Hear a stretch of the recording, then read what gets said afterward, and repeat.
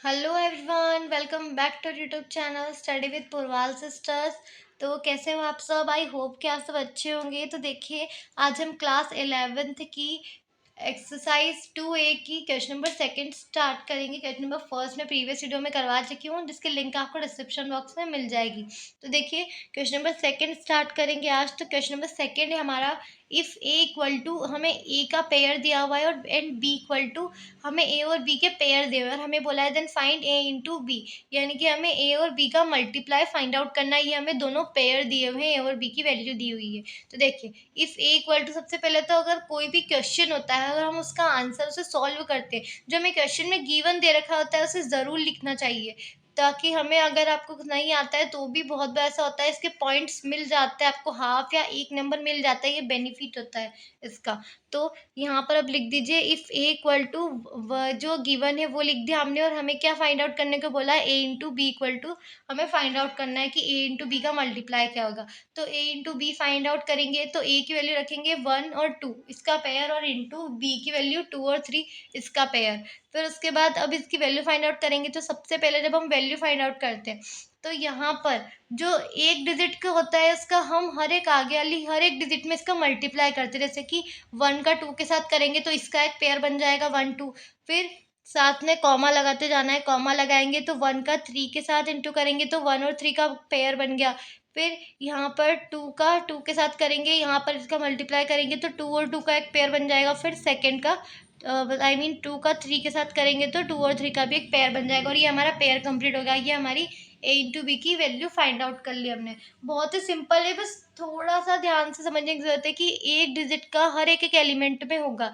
पीछे जितने भी हर एक एक एलिमेंट, एक पेयर के अंदर जितने भी एलिमेंट है, उस हर एक एक एलिमेंट में मल्टीप्लाई करेंगे हम। तो यहाँ पर 1 का 2 के साथ किया तो ये एक पेयर बन गया। फिर 1 का 3 के साथ करेंगे तो इसका भी पेयर बन गया। फिर 2 का 2 के साथ किया तो इसका पेयर अलग, और 2 का 3 के साथ किया तो इसका भी पेयर अलग। ये 4 पेयर बन गए हमारे पास, और ये हमारी ए और बी की वैल्यू आ गई।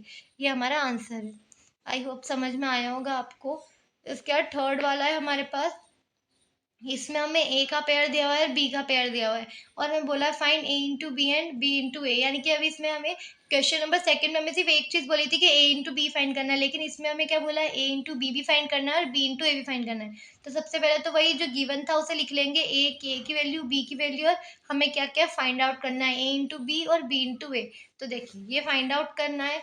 तो देखिए, उसके बाद यहाँ पर ए इंटू बी, तो ए की वैल्यू रख देंगे क्वेश्चन से जो हमें गिवन है, और बी की वैल्यू, तो ए इंटू बी, तो क्या बोला था मैंने कि हर एक एक एक जो भी एलिमेंट रहता है उसका आने वाले हर एक एलिमेंट में, जिसके अभी मल्टीप्लाई कर रहे हैं अंदर, हर एक एक एलिमेंट में होता है और पेयर बनते जाते हैं। तो 1 का 1 में करेंगे तो इसका एक पेयर बन गया। फिर कॉमा लगाएंगे, 1 का 2 में करेंगे तो इसका एक पेयर बन गया। फिर कॉमा लगा के 1 का 3 के साथ करेंगे तो इसका भी एक ये पेयर बन गया। उसके बाद ही हमारी ए और बी की वैल्यू फाइंड आउट कर ली। अब उसके बाद हमें एक और क्या बोला था कि हमें बी और ए की वैल्यू भी फाइंड आउट करनी है। तो बी और ए की वैल्यू फाइंड आउट करेंगे तो बी की वैल्यू पहले रख लेंगे अब, और उसके बाद इंटू करके ए की वैल्यू। तो अब इस हर एक एक एलिमेंट का, हर एक एलिमेंट में करते हैं, यहाँ पे तो एक ही एलिमेंट है तो 1 का 1 में करेंगे एक पेयर। फिर कॉमा लगा के 2 का 1 में करेंगे तो एक पेयर। फिर कॉमा लगा के 3 का 1 में करेंगे तो एक और पेयर। ये हमें ए और बी इंटू ए की वैल्यू फाइंड आउट कर लिया। आई होप कि समझ में आ रहा होगा आपको। अगर आपको समझ में आ रहा हो कि वीडियो हेल्पफुल रहे ही हो तो प्लीज़ वीडियो को लाइक करते रहिएगा। आप लाइक नहीं करते क्योंकि वीडियोस को आप देख ज़रूर लेते हैं, सो प्लीज़ लाइक करिएगा वीडियोस को। और देखिए, अब क्वेश्चन नंबर फोर्थ है हमारा, ए और बी की वैल्यू दी हुई है, हमें क्या बोला है, then find a into b और बी इंटू ए, और थर्ड हमें बोला है a into b intersection b into a. तो देखिए, इसमें हमें सबसे पहला तो क्या है, ए और बी की वैल्यू है यहाँ पर हमारे पास, तो हम पहले तो इनका मल्टीप्लाई फाइंड आउट करेंगे। तो हमने क्या क्वेश्चन में क्या गिवन था वो लिख लिया। उसके बाद हम अब मल्टीप्लाई करेंगे तो ए की वैल्यू रख दी और बी की वैल्यू रख दी। अब क्या मैंने क्या बताया था कि हर एक एलिमेंट का हर एक एक एलिमेंट में करेंगे, तो पहले 1 का 3 में होगा तो ये पेयर बनेगा। फिर कॉमा लगा के 2 का 4 में करेंगे तो ये सॉरी 1 का 3 में किया है तो फिर उसके बाद 1 का 4 में भी करेंगे तो ये एक पेयर बन जाएगा। फिर 1 का 5 में करेंगे, ये एक पेयर बन जाएगा। फिर 1 का 6 में करेंगे, ये पेयर बन जाएगा। ये हमने एक एलिमेंट का चारों एलिमेंट में कर दिया। जितने भी एलिमेंट रहते हैं सेकंड में, उन सभी के साथ हर एक एक एलिमेंट में हम इसका मल्टीप्लाई करते हैं। और उसके बाद सेकंड है हमारे पास 2।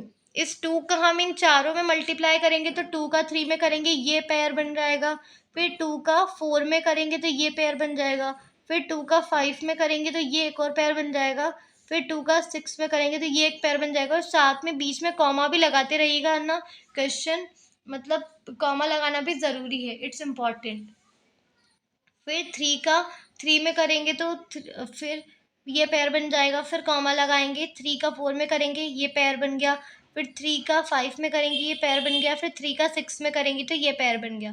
फिर अब नेक्स्ट डिजिट क्या है हमारे पास 4, तो 4 का 3 में करेंगे ये पेयर बन गया, 4 का 4 में करेंगे ये पेयर बन गया, 4 का 5 में और एज इट इज 4 का 6 में भी करेंगे तो ये भी पेयर बन जाएंगे। और यहाँ पे हम इसे ब्रैकेट को क्लोज कर देंगे। ये हमारा एक पूरा कंप्लीट सेट रेडी हो गया। जब हमने फर्स्ट चैप्टर में पढ़े थे सेट्स, तो यहाँ पर ये एक पूरा सेट रेडी हो गया इसका। ये हमने ए इंटू बी की वैल्यू फाइंड आउट कर लिया। अब एज इट इज़ हमें बी इंटू ए की वैल्यू फाइंड आउट करनी है। तो भाई जो क्वेश्चन में बी की वैल्यू और ए की वैल्यू गिवन है, तो पहले बी की वैल्यू रखेंगे फिर ए की वैल्यू रखेंगे। तो बी इंटू ए, तो बी की वैल्यू, अब बी का जो एलिमेंट है फर्स्ट एलिमेंट, उसको सारे एलिमेंट में मल्टीप्लाई करेंगे अंदर, तो 3 का 1 में करेंगे, फिर कॉमा लगाएंगे, 3 का 2 में करेंगे, फिर कॉमा लगाएंगे, 3 का 3 में करेंगे, फिर कॉमा लगाएंगे और 3 का 4 में करेंगे, फिर कॉमा लगाएंगे। उसके बाद अब क्या है, सेकेंड डिजिट क्या है हमारे पास 4, तो 4 का हर एक एक में मल्टीप्लाई करेंगे, तो 4 का 1 में करेंगे ये पेयर बन गया, फिर 4 का 2 में करेंगे एज इट इज पेयर बन गया, फिर 4 का 3 में करेंगे तो ये भी पेयर बन जाएगा, और 4 का 4 में करेंगे तो ये पेयर। उसके बाद थर्ड डिजिट है 5, तो 5 का भी सब में करेंगे, तो 5 का 1 में करेंगे पेयर बन जाएगा, 5 का 2 में करेंगे पेयर बन जाएगा, 5 का 3 में करेंगे एज इट इज, और 4 में भी करेंगे तो पेयर बन जाएगा। फिर अब क्या बचा है, फोर्थ डिजिट और लास्ट डिजिट क्या है हमारे पास 6, तो 6 का मल्टीप्लाई करेंगे तो 6 इंटू 1, तो 6 का पेयर बन गया। फिर ये 2 का 2 के साथ करेंगे तो ये पेयर बन गया, फिर 3 के साथ करेंगे तो ये पेयर बन गया, और ये 4 के साथ कर देंगे लास्ट में। तो ये हमारा पूरा कंप्लीट एक सेट बन जाएगा। ये हमने बी इंटू ए की वैल्यू फाइंड आउट कर ली, यही हमारा आंसर है। अब उसके बाद थर्ड में हमें क्या बोला है, a into b intersection b into a, यानी कि ए और बी की जो वैल्यू आई थी और बी इंटू ए की जो वैल्यू आई थी उनका इंटरसेक्शन बताना है। इंटरसेक्शन मतलब होता है कि जो चीज़ें दोनों में से कॉमन आ रही है उन चीज़ों को लिख देना। तो जैसे कि हमने यहाँ पर ए और बी की वैल्यू फाइंड आउट की थी ऊपर, देखिए यहाँ पर ए और बी की वैल्यू हमने ये फाइंड आउट की थी, ये पूरा सेट आया था। यहाँ पे बी और ए की वैल्यू फाइंड आउट की थी, ये पूरा सेट आया है। तो देखिए यहाँ से जो चीज़ कॉमन आ रही है, क्या चीज़ कॉमन आ रही है, 1 3, इनमें 1 से तो कुछ स्टार्ट नहीं हो रहा है, 3 1, यहाँ से 3 1 भी कुछ कॉमन नहीं आ रहा है। यहाँ से कॉमन क्या आ रहा है, एक तो 3 3 और 3 4, 3 3 इस यहाँ पर भी 3 3 का पेयर है, यहाँ पर भी 3 3 का पेयर है। तो एक चीज़ वो कॉमन आ गई तो एक वो लिख देंगे। फिर क्या कॉमन आ रहा है, 3 4 और 3 4, ये कॉमन आ रहा है तो ये लिख देंगे। फिर क्या कॉमन आ रहा है, 4 3, 4 3 यहाँ पर भी है, दोनों में है तो 4 3 कॉमन आ रहा है तो ये लिख देंगे, 4 3 लिख दिया। और उसके बाद 4 4 कॉमन आ रहा है तो ये लिख दिया, ये हमने लिख दिया, और यहाँ पे कॉमा लगाते जाएंगे साथ में। तो ये हमारा इसका आंसर हो गया। ध्यान से समझिएगा, मैंने फर्स्ट चैप्टर में बताया था कि इंटरसेक्शन मतलब जो चीज़ दोनों में से कॉमन आती है, और यूनियन मतलब जो चीज़ कॉमन आती है उसे सिर्फ एक बार लिख के बाकी सारी चीज़ों को एज इट इज़ नोट कर देना। और इंटरसेक्शन मतलब जो चीज़ें कॉमन आ रही है सिर्फ उन्हीं चीज़ों को लिखना। तो इनमें से ये 4 पेयर है जो कॉमन आ रहे थे, इन चारों पेयर को हमने लिख दिया, यही हमारा आंसर है। और बाहर ब्रैकेट लगाना मत भूलिएगा, ये एक पूरा सेट बन गया।